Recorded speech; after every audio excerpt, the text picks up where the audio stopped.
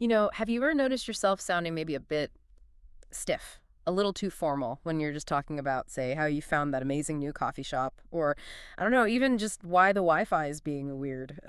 We all do research basically every day, right? Whether we actually call it that or not. Totally. So today we're doing a deep dive into something that might sound a bit academic, talking about finding information, but it's really about unlocking that natural, sort of authentic language that people actually use when they discover stuff. Exactly that. And this deep dive, it's built from sources that really shine a light on those everyday phrases, the subtle ones that, just change how you talk about uncovering things. It's about getting away from the textbook words and into how people really speak. Right.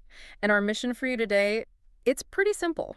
We want to give you some more authentic, more confident ways to talk about finding information.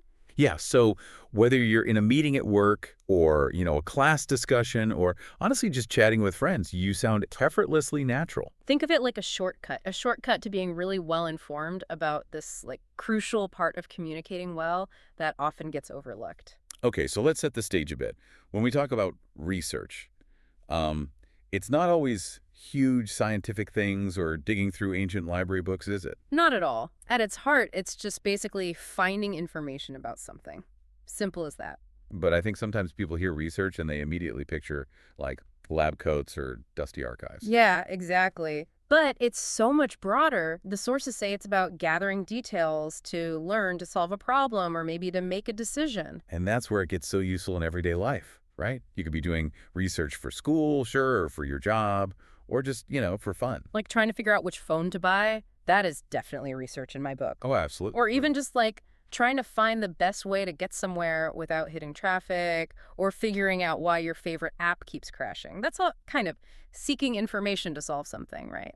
And here's where it gets really interesting, because the idea of research is broad, but the way we talk about it in everyday English, Yeah.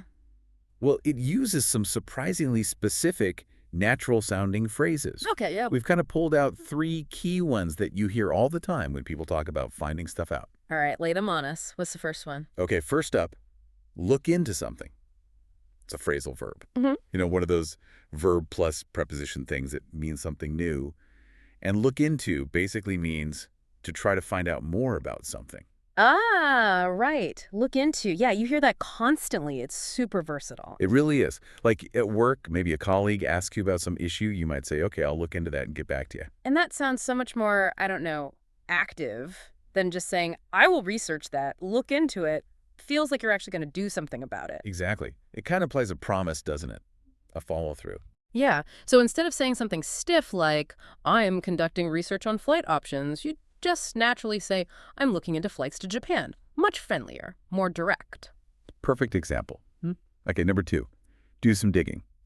This one's more of a fun, casual idiom. Do some digging. I like the sound of that, like you're putting on your detective hat. Pretty much. An idiom, is where the words together mean something different than the individual words. And do some digging means searching really deeply for information, like you said, like a detective. It definitely suggests effort, right? Like the answer wasn't just lying on the surface. You had to actually work for it. Get your hands dirty, metaphorically speaking. Absolutely. It implies thoroughness.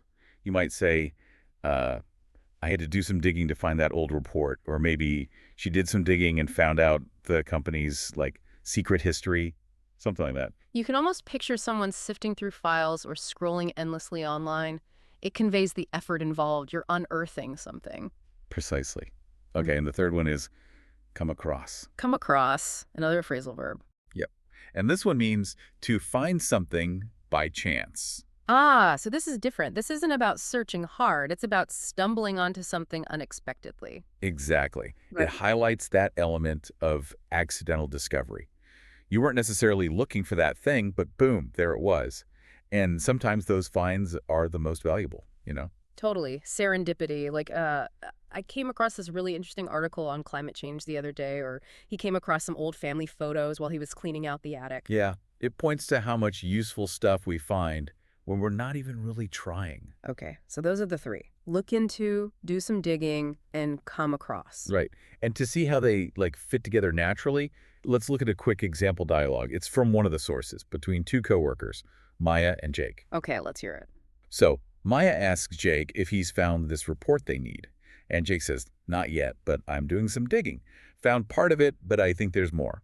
Okay, so Jake saying doing some digging immediately tells Maya and us that he's actively searching, right? He's putting in the effort. It's not just a quick lookup. Exactly. It implies it's not super easy to find. Then Maya replies, oh, okay. Well, I came across something yesterday that might help. It's an article from last year. Came across nice, so she wasn't looking for it specifically. It just popped up while she was doing something else, probably. Precisely. And then Jake finishes with, nice. Okay, I'll look into it and see if it has what we need. And there's the look into it. So he's acknowledging her find and saying he'll investigate that specific thing further. You got it. That little exchange, it just shows how smoothly these phrases weave into everyday conversation, even in like a professional setting. Yeah. They add that human touch, intention, experience. So, okay, what does this all mean for you listening right now? Well, it's really about making your English sound, more natural, more like how people actually talk. Yeah, moving beyond just being understood to sounding really fluent and authentic. Let's look at some of those like basic versus natural comparisons.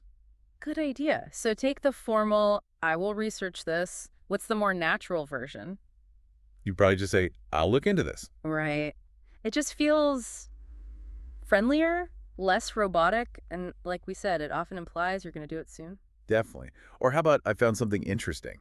The natural swap there would be, I came across something interesting. Yeah, that little switch came across. It just makes it sound more like the information sort of found you, more conversational. It really does. Yeah. Okay, and if you want to show you're really searching hard, instead of saying, I am searching for more details. You'd say, I'm doing some digging. And remember, like you said earlier, these aren't just for work reports. Oh, not at all. You could totally say, I did some digging and found this amazing little cafe, or, I don't know, I came across this totally weird TikTok video last night. Exactly. They're super versatile for just everyday life stuff. They make your stories more engaging. Okay, and you mentioned a bonus tip about asking other people. Ah, yes. So if you want to ask someone else about their findings, what they discovered, without sounding too formal or blunt. Right, because just asking, did you research it, can sound a bit abrupt sometimes. It can, yeah. So instead, you could try something more natural like, so what'd you find out? Or, hey, did you look into that yet? Or like this one, come across anything useful? Yeah, that's a great one. They're all just much more inviting, aren't they? More conversational. They encourage a more detailed answer. It's interesting how these small word choices make such a difference in how natural you sound. It really is. They reflect how people actually think about and talk about finding information. Sometimes it's focused effort. Sometimes it's just luck. So there you have it. 3 really useful real-life phrases look into, do some digging, and come across. Plus, ways to ask about findings naturally. We hope you picked up some good stuff today. Yeah, things you can maybe start trying out in your own conversations or emails even. Definitely. Try using one this week. Okay, so for our final thought today, something for you to kind of mull over. Yeah, think about this. How might consciously using these more nuanced phrases, look into, do some digging, come across, how might that not just change how you sound, but maybe even subtly shift how you approach finding information yourself? Ooh, interesting. Like, could it encourage you to be both more focused when you need to be the digging part, but also maybe more open to those unexpected serendipitous discoveries Yeah. that coming across part in your own life and learning? Something to think about.